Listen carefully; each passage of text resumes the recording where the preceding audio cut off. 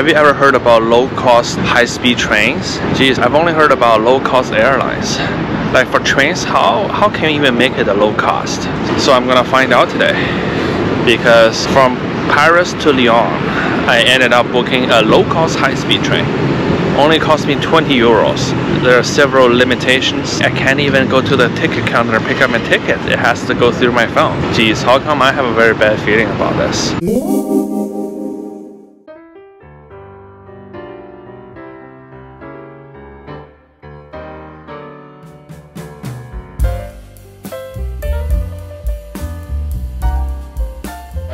So I just got into the train station. They asked me to be here 30 minutes early, and I was kind of running behind, so I didn't have time to have a proper lunch, but I did get McDicks here at the train station. Even the McDicks here are more expensive than outside, I would say, but still the price is reasonable to Canadian and American standards. But anyways, here's the train, and I can tell the difference between a low-cost high-speed train and a high-speed train. So let's board the train and find out more. Based on my impressions from this train ride and the later train journey on the regular high-speed service, I think low-cost high-speed trains in France are generally double-deckers, so they can carry more passengers. What else could be different? Let's take a look.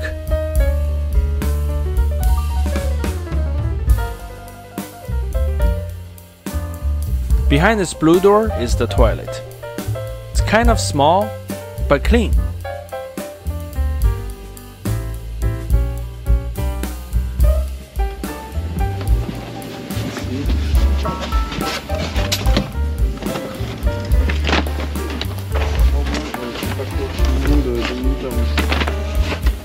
And here's my seat. It's narrow both vertically and horizontally. Kinda felt like the economy class of a flight. Okay, I probably get what I paid for. However, the scenery you'll see from the window is gonna be the same as a regular high-speed train. And it will take you the same amount of time to travel from Paris to Lyon, regardless of which high-speed service you choose.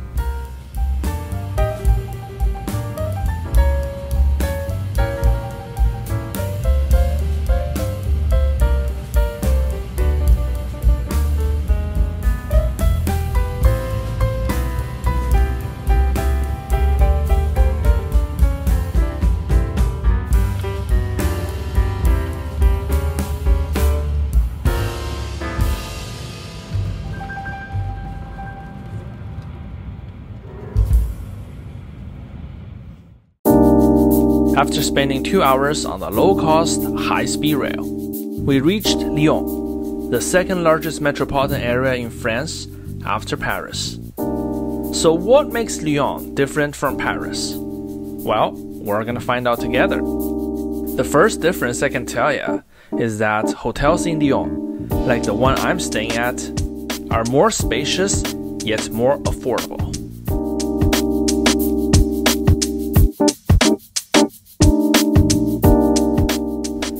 Yes, it's a 2-star hotel, but the facilities are good enough for the vast majority of travelers. I only paid half of what I paid for the hotel room in Paris for this centrally located Lyon hotel. Can you believe it? Well, I can't.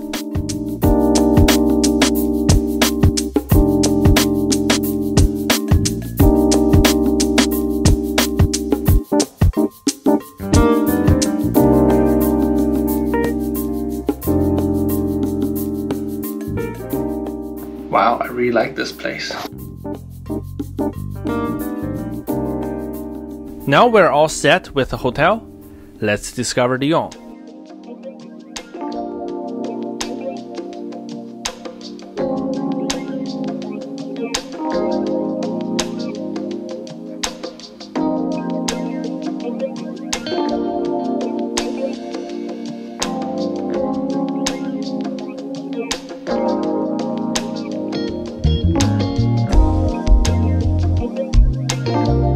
Alright, so I've just checked into my hotel, and wow, this hotel is amazing. And even though it's only 2 stars, but I can tell you, like, it's located in a historic building, and then the hotel owners are so nice. If I knew that 2-star hotels here means almost bed and breakfast, like, geez, I should have booked 2-star hotels in France from the very beginning. Such a cool place. I've learned more about Lyon so far from the owner of the hotel than, you know, well, me reading all the guidebooks and stuff. And of course, this hotel is very well located. As you can see in the background, this is the old town of Lyon. Over there you can see that's the Basilica, and I'm just gonna explore the city a little bit today, and tomorrow I'll be spending most of the time exploring whatever the hotel owner suggested me to check out. And I'm not even sure what's this structure right here. Is this the Great Wall of Lyon? Lyon is home to a large number of Haussmann-style or Haussmann-inspired buildings, like Paris. However, what Lyon has, but Paris doesn't have, is an old city that has been around since the mid-ages. The old city of Lyon today is a UNESCO World Heritage Site. It is one of the 2 main reasons why many travelers, like myself, make a stop in Lyon. What is the other reason? Well, I'll explain a little bit later. But you wanna guess now?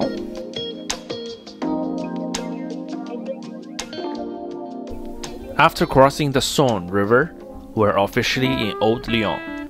The majority of buildings there were built during the Renaissance era, with a few of them dated all the way back to the Mid-Ages.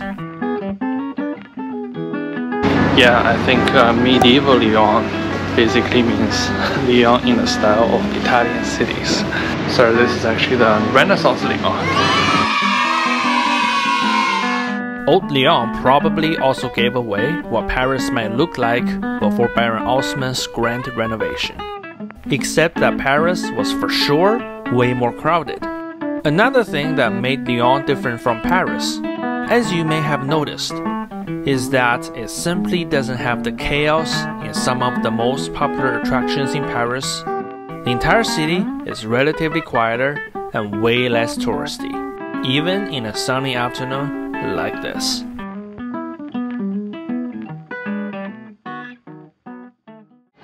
So I'm right now at the Lyon funicular, and I'm not sure my 72-hour transit pass will cover this, but let's find out.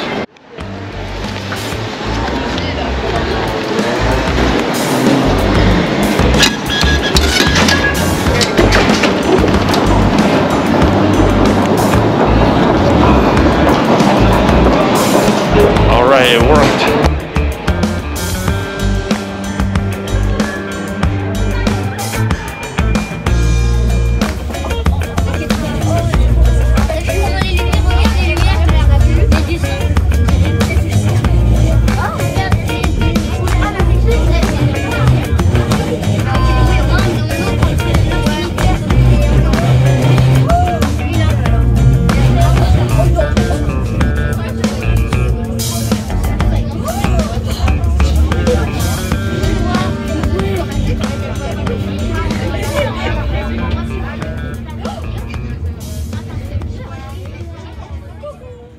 Just like Montmartre, upon exiting the funicular station, you'll be greeted by an impressive basilica.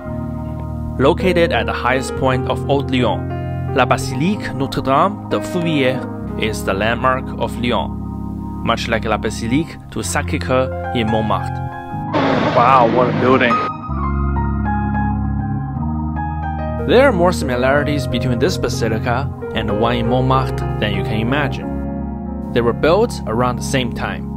Both incorporated Byzantine-style architecture elements such as the mosaics, and even rumors behind the reason why these 2 basilicas were built were the very same: to commemorate France's victory over socialist movements in France at the time, like the Paris Commune and the Lyon Commune. But the main point, of course, is that just like Sacré-Cœur du Montmartre, the Notre Dame of Lyon is a must visit.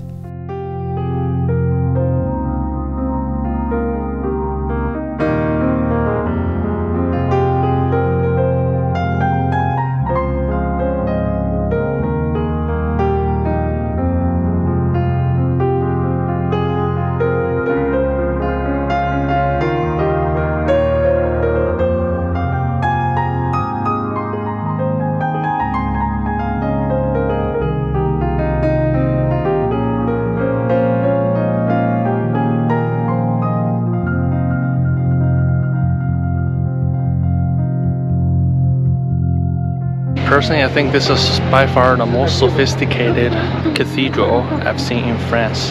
At the back of the basilica, there is one more thing the Notre Dame of Lyon shares with La Basilique du Sacré-Cœur: the sweeping view of a lively city from above.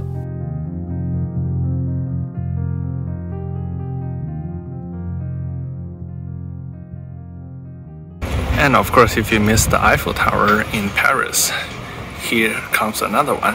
And for this one, you can actually take a very close look.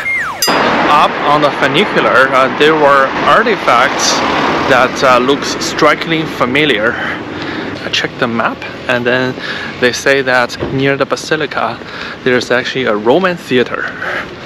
And oh, holy crap, I think I see it. Okay, I'll see you there. It turns out that Lyon really is where Paris meets Rome. Not only does it have an old town that reminds me of Italy, there is even a full-scale Roman amphitheater hiding in the plain sight up on a hill.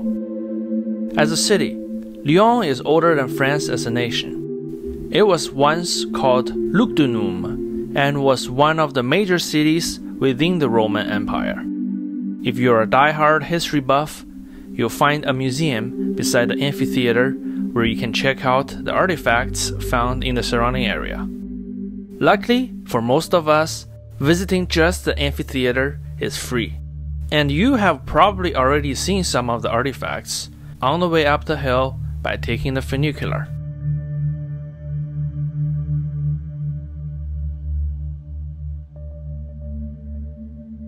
Wow, this is amazing. Seriously, now I think Lyon is a way more interesting than Paris. Well, I mean, I've only completed half of my trip over there. This is absolutely fantastic. Beside the main amphitheater, which could seat as many as 10,000 spectators, there was also a smaller amphitheater that could seat an additional few thousands. Seriously, it's hard to imagine that these structures were built around 2,000 years ago. So far, my impressions of Lyon are good. It has 2 world-class attractions, and the best of all, they are free.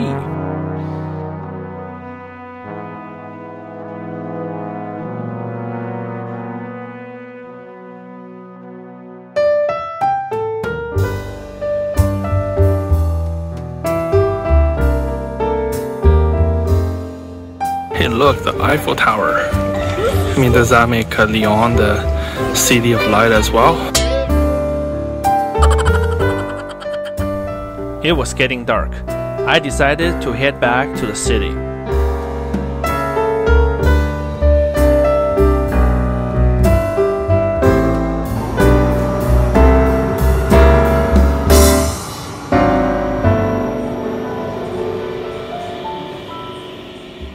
The funicular ride down was just as fun as the way up.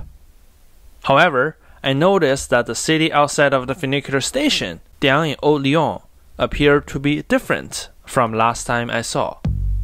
This time, it's covered with the magic of night. Hey, it's not the end of the day yet. I'm about to partake in the second reason why most people visit Lyon: the food. Often being referred as the culinary capital of France, Lyon is famous for its bouchons, small family-run restaurants that serve hearty dishes to workers back in the days. The place I booked for dinner, which I found out afterwards, was a place that the late celebrity chef Anthony Bourdain visited in the Lyon episode of his renowned TV series Parts Unknown. And you know where this bouchon is? It was right downstairs from my hotel.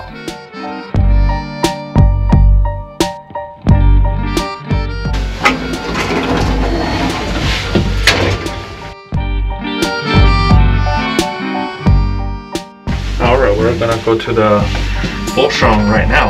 There is one right downstairs, and I made a reservation. Wait, am I the only person eating dinner here tonight?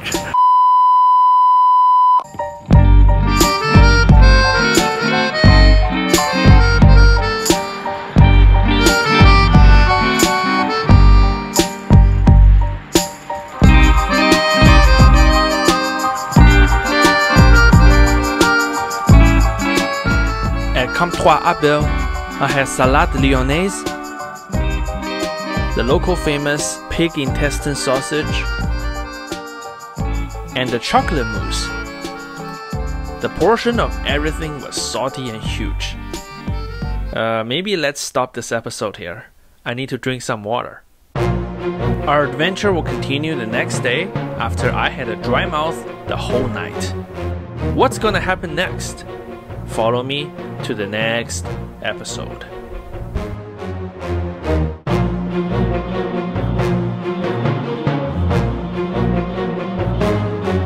€500, that's not a lot of money, but it would be a very rewarding experience.